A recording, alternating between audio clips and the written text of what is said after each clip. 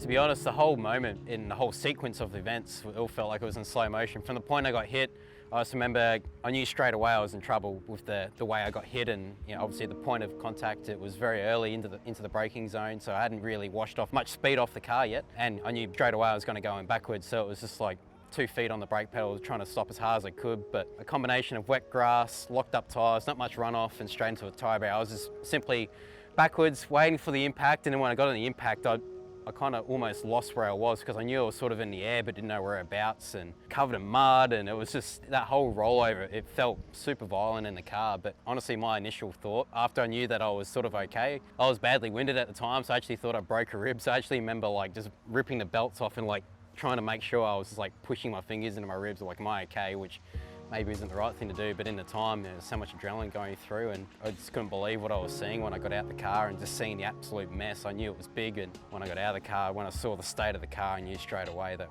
we were out for the weekend. I could see the crease in the roll hoop and a few other things, thinking, man, this is not good. And at the time I was proper panicking, because I didn't really know if the incident was my fault or Jono's fault or what had even really happened. So there was a lot of emotions from the point I got picked up in the medical car to the point where I was sitting in the medical, desperately pleading to say, can I go racing again? The adrenaline was pumping for so many different reasons, and I didn't watch the replay. I didn't even get time to even look at the incident until I actually got home that night, and it was only when because I was staying in the same room with my Super 2 engineer, Wes McDougall, and I knew that he was watching, and I said, oh, how bad is it? And he said, look, when you're ready, you should watch it. Like, it's pretty spectacular. Obviously the motivation was high to come out swinging at that Newcastle round. We were actually behind in the points.